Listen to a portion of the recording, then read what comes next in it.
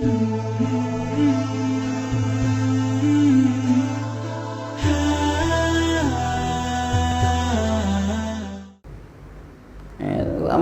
kayak kemarin ada rame itu tanya ke saya, videonya dikirim, ucapan husnul khotimah itu sebelum meninggal, tidak boleh setelah meninggal. Kalau setelah meninggal itu Allah maghfir lahu warhamhu, itu riwayatnya ya. Terus saya ngomong, kalau bapak anda sakit ya, terus saya ngomong seperti ini, semoga husnul khotimah.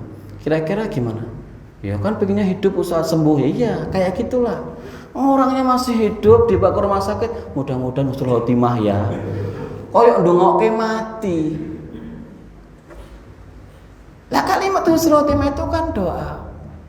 Kan riwayatnya istaghfiru li ahikum. Mintakan ampun untuk saudaramu yang telah meninggal dunia. Mintakan ampun.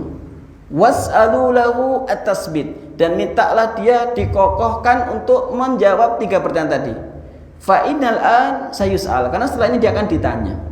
Jadi makna doa itu kan saya bahas kemarin, doa itu ada yang sifatnya mutlak, ada yang sifatnya muqayyad. Kalau ibadah doa atau ibadah yang lain sifatnya muqayyad, tidak boleh diganti, Pak. Maghrib 3 rakaat setelah matahari gurub, ya lakukan itu. Jangan jam 12 malam, kecuali tertidur atau ya lupa, tidak apa-apa. Tapi hukum asalnya tidak boleh salat jam 12 malam. Itu maknanya ibadah yang sifatnya tauqifiyah. Tapi ada ibadah dan doa yang kita dalam tanda kutip bisa memodif selama tidak melanggar syariat. Contohnya, doakan ya Ustadz, saya mau ujian tesis atau skripsi, mudah-mudahan lancar. Saya jawab, mudah-mudahan Allah memperlancar ujian skripsi Anda. Antum cari hadis itu yang mengatakan semoga Allah melancarkan proses ujian skripsi Anda, itu ndak ada Pak hadisnya, Pak. Berarti bid'ah. Ya, berarti kebanyakan makan micin kalau orang kayak gitu ngomong bid'ah. Allah mengatakan fazkuruni azkurukum, berzikirlah kepadaku maka aku ingat kalian. Kalau kita memilih setelah maghrib, setelah sholat berzikir yang muqayyad, subhanallah 33, alhamdulillah 33, Allahu akbar, ya sudah. Kalau kita niatnya muqayyad 33 saja, Pak. Tapi kalau kita ingin membiasakan diri subhanallah mau 3000 kali semalam, ya enggak apa-apa, kan enggak ada larangan. Kan kalimatnya umum, fazkuruni azkurkum. Kayak tadi itu, bapaknya sakit ya Pak, iya Ustadz, ya udah mudah-mudahan segera husnul khotimah. Kan nggak enak sih Pak, masih hidup biar sembuh dibawa ke rumah sakit malah didoakan husnul khotimah. Itu kan kalimat teks saja, jadi jangan terlalu saklek dengan teks ya. Jadi kemarin saya ditanya itu malam Jumat ketika membahas masalah ini, ya saya jawab itu karena pemilihan diksi saja.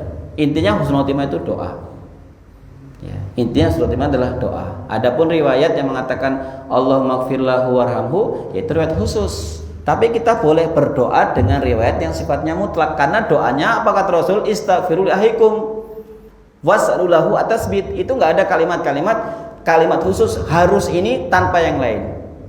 Kemarin malam ya Pak, antum buka lagi di Facebook saya ada 2 kaidah ya. Al aslu fil ibadah haramun illa ma dalla dalil ala wujubihi atau wujubiha. Asal dari ibadah adalah haram sampai ada dalil khusus yang melakukannya. Makanya kalau ada orang yang berzikir 3000 kali la ilaha illallah semalam, itu orang nanya mana dalilnya, itu beliau menggunakan kaidah ini. Kenapa? Karena butuh dalil untuk setiap ibadah dan contoh. Dalil dan contoh. Makanya ada nggak Rasul melakukannya? Itu berarti pakai kaidah ini. Bagi yang mengatakan yang penting dia zikir selama tidak kemaksiatan, ya berarti kembali kepada kaidah dalil umum itu yuhmalu ala umumihi hatta yukhasisu bi takhsisihi. Hukum asal dari sebuah dalil adalah umum sampai ada dalil yang mengkhususkannya. Ya kita juga hargai orang yang kedua inilah Pak. Ada hadis umum tentang masalah salaman. Nggak ada kalimat kecuali setelah sholat jangan salaman. Ya maka ada di antara kita yang selesai sholat salaman. Kenapa menggunakan hadis yang umum? jika bertemu dua muslim kemudian bersalaman akan bergugur dosa-dosa dari keduanya dan seterusnya. Itu umum, nggak ada kalimat kecuali selesai sholat jangan salaman. Jadi beda melihat dalil, beda menelurkan sebuah pilihan. Nah kita ini mengkolid Pak, milih pendapat A silakan, pendapat B juga diperbolehkan. Jadi intinya mentalkin itu boleh setelah meninggal atau sebelum, masing-masing punya hujjah. Wallahu a'lam bishawab. Berikutnya yang ke-11 pada malam hari ini, menghadapkan orang yang muhtajiratun ila kiblati, orang yang meninggal tadi taujih ya, ke arah kiblat. Dua cara Pak. Yang pertama miring seperti ini, jadi kalau kiblat sana dimiringkan ya, jadi dikasih bantal seperti ini. Terus sambil terus dibisikkan la ilaha illallah. Kalau tidak mungkin karena mungkin lemah, maka kiblatnya sana dihadapkan, kakinya selonjor, kemudian bagian belakangnya dikasih bantal agak tinggi, jadi biar agak menghadap ke kiblat. Milih mana? Kalau yang miring susah Ustaz, ya sudah, berarti yang tadi bantalnya tadinya satu dibuat dua biar agak berdiri sambil pandangannya ke arah kiblat. Ya, seperti itu. Itu yang bisa kita lakukan. Boleh milih salah satu wakah miring dengan lambung kanannya seperti ini, kayak kita tidur, kemudian dibisikkan di telinga kiri la ilaha illallah. Kalau banyak, karena di rumah sakit banyak kabel-kabel ya, banyak jarum infus yang nggak mungkin, maka pakai yang kedua. Jadi bagian belakang kepalanya ditinggikan. Nah seperti ini. Kemudian nanti sambil ditalqin. Jadi kalau pas meninggal itu biar tawajjuh menghadap ilal kiblati, ke arah kiblat. Kiblat kita itu ya kalau kita barat daya Pak, barat, serong kanan dikit, nah gitu. Imam An-Nawawi Al-Bantani itu pengarang kitab Nasail Hibat itu mengatakan kiblat orang Indonesia itu ya barat ya, kemudian serong dikit tes, nah selesai, jadi namanya barat daya ya. Jadi ya sudah cukup ya, kita itu kalau di luar Madinah di luar Mekah kita jihadul Ka'bah, cukup mengarah, bukan tawajjuh bil kiblah, bukan harus presisi banget. Makanya kalau masjid sudah jadi ya tidak perlu dimiring-miringkan, kecuali memang belum jadi ya panggil orang yang ahli. Kita mau sholat di masjid, saya mau sholat tapi ada sertifikatnya enggak? Sertifikat apa Pak? Sertifikat itu kiblatnya tepat. Susah banget. Kalau ada sertifikatnya saya sholat, kalau enggak sholat saya enggak sah. Wah keren. Padahal kan kaidahnya itu orang yang di Masjidil Haram wajib menghadap apa itu Pak? Ka'bah. Yang di Mekah di luar Masjidil Haram wajib ke arah Masjidil Haram. Berarti yang di luar Mekah itu wajib tawajuh jihad, namanya jihad itu mengarah ke arah Mekah. Kayak gitu rumusan yang ditelurkan oleh para ulama. Jadi jangan mau sholat dilihat, oh nggak ada sertifikatnya ini, berarti nggak sah sholatnya. Ya Allah, kok susah sekali.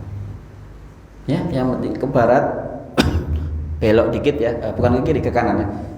Ini kiblat, apa ini barat, belok dikit. Nah, ini kan kalau masjid sudah jadi kayak gini ya sudah, insya Allah sudah diukur. Meskipun belum ada sertifikat. Tapi kalau sertifikat gimana Ustaz? Ya enggak apa-apa kalau memang bisa disertifikati. Maksudnya sertifikat pas kiblatnya. Yang terakhir taghmidul ainaihi ya, taghmidul ainaihi, menutup kedua matanya. Ya, menutup kedua matanya. Ada beberapa doa yang saya pilih tadi. Saya sempat membuka kitab yang lain tentang doa ketika menutup mata ya, karena Rasul bersabda inna ruha idza qubida tabi'ahu al-basaru ya, sesungguhnya ruh itu idza qubida ketika dicabut oleh malaikat atas perintah Allah, tabi'a al-basaru ya, akan mengikuti matanya, atau matanya akan mengikuti ruh tadi. Makanya kadang-kadang agak kayak melotot gitu Pak ya. Jadi organ yang terakhir kali mati itu nonaktif itu mata ya, karena dia mengerti ruhnya itu keluar. Nah biasanya kan agak melotot Pak. Nah, doanya apa? Ini agak panjang. Kalau tidak bisa nanti pilih yang kedua sajalah, lebih mudah. Allahumma gfir lahu. Sebutin namanya. Allahumma gfir, misalnya Bapak A. Warfa' darajatahu, ya. Dan angkatlah derajatnya. Fi mahdiyin wa'lu fi akibihi fil ghabirin waqfir lana ya rabbal alamin wasfiru fi qarbihi wa nawir lahu ya fihi, ya. Ini terdapat dalam beberapa kitab sahih, ya, terkait masalah riwayat itu. Tapi kalau kepanjangan, pilih yang kedua, yakni di kitab ini disebutkan. Pilih yang kedua, yakni yang pendek saja. Allahumma gfir lahu, ya. Allahumma gfir lahu, Allahumma arhamhu. Itu saja. Allahumma gfir lahu, ya Allah ampunilah dia, ya Allah ya rahmatilah dia. Yang kedua pendek. Atau pendek yang ketiga, ya, Ana pernah pakai ini karena ada seorang yang susah ditutup matanya, itu saya baca doa ini, ya. Doanya adalah Bismillahi ala millati Rasulillahi sallallahu alaihi wasallam. Jadi sama seperti doa meletakkan di liang lahat. Itu terdapat di kitab ini, ya. Jadi boleh. Yang panjang tadi kayaknya nggak hafal deh. Ya sudah, yang kedua, Allahumma lahu, Allahumma arhamhu. Hafal Ustaz? Ya sudah, pakai yang ketiga juga boleh. Bismillahi, ya, wa ala millati Rasulillah sallallahu alaihi wasallam. Sambil gimana Pak? Sambil ditarik agak tekan. Yang penting jenazahnya nggak ngomong bah gitu. Ngeri juga ya, Pak. Bah gitu. Antum ngomong saja, mayat kok guyon gitu. Ya. Karena saya pernah mendapati, maksud bukan mendapati bah, bukan ya. Mendapati orang itu matanya belalak Pak ya, melotot, mendelik. Itu saya bacakan tadi Bismillahi wa ala millati Rasulullah sallallahu alaihi wasallam, tak tarik agak tekan tapi tutup, bisa. Ya, mata orang yang telah meninggal kalau melorok itu beda Pak. Kalau nggak biasa malam-malam itu terbayang-bayang. Ya, mintalah yang kita jangan kayak gitulah meninggalnya. Nah makanya kalau Bapak lihat ada orang seperti itu kok dikasih lakban, apakah kasih biar tarik? Ya memang ada sebagian ulama membolehkan seperti itu, selama tidak menyakiti jenazah. Ya, jadi monggo dipilih yang nomor 2, 3 sajalah. Allahumma gfir lahu, Allahumma arhamhu, atau Bismillahi wa ala millati Rasulillahi sallallahu alaihi wasallam, sama seperti doa ketika meletakkan di atas jenazah. Karena memang tidak ada riwayat khusus terkait masalah ini. Yang penting ada bismillahnya, yang itu menandakan kita memasrahkan diri kepada Allah Subhanahu wa taala. Kemudian ditutup bagian wajahnya, bagian tubuhnya. Dan khusus bagian wajah itu menggunakan kayak jaring ya Pak ya. Kayak kain tembus pandang. Apa fungsinya? Kalau ada orang yang takziah, tidak selalu dibuka tutup, buka tutup, buka tutup. Jadi ngeliat, oh itu bapak. Jadi mana sih kayak apa? Penasaran. Apalagi sudah dikafani, dibongkari semua gitu ya. Nggak usah. Kalau dikafani nggak perlu dibongkar. Jadi wajah itu agak diterawangkan. Itu pendapat ulama untuk tidak banyak dibuka tutup wajahnya. Jadi cukup, oh itu bapak fulan, sebatas ini aja Pak, leher. Nah, pakai kain nerawang gitu, kelambu gitu ya, yang putih. Jadi, oh itu bapaknya. Tidak yang takziah 200 orang 200 buka itu kan, kasihan yang tukang bukanya.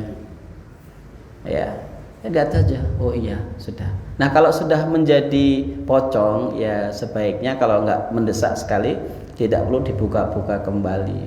Maksudnya kayak yang takziah datang ya Pak, kecuali nanti dikubur baru memang pipinya ditempelkan di tanah. Nanti ada pembahasan sendiri itu. Ya, diberi bantal di bagian belakang biar agak miring ke arah tawajuh ila kiblah. atau jihadu ilal kiblah, mengarah kepada kiblat. Jadi sebenarnya mudah kok Pak ya, mudah, cuman kadang-kadang kita sendiri yang mempersulit diri ya. Kita lanjutkan. Jadi Rasul berkata itu, fadaha nasun min ahlihi ya. Kemudian ada seorang sahabat, Masya Allah, yang berteriak ketika kematian saudaranya, maka Rasul mengatakan, la tad'u ala anfusikum illa bi khair. Janganlah engkau mendoakan untuk dirimu dan keluargamu yang meninggal kecuali kebaikan, karena malaikat mengaminkan apa yang kau ucapkan. Jadi kalau takziah ngomong yang baik-baik, mudah-mudahan dirahmati, mudah-mudahan diampuni, kuburnya diluaskan, gitu ya Pak ya. Itu kan nggak ada dalilnya kan Pak ya. Tetap Pak papakan tuh doa yang sifatnya mutlak, bukan muqayyad. Wallahu a'lam bishawab. Semoga bermanfaat. 4 poin ini bisa kita amalkan bersama, dan kemudian kita berharap pada Allah kelak dimatikan dalam keadaan husnul khatimah. Amin ya rabbal alamin. Barakallahu fikum. Subhanaka Allahumma wa bihamdika asyhadu an la ilaha illa anta astaghfiruka wa atubu ilaik. Wassalamualaikum warahmatullahi wabarakatuh.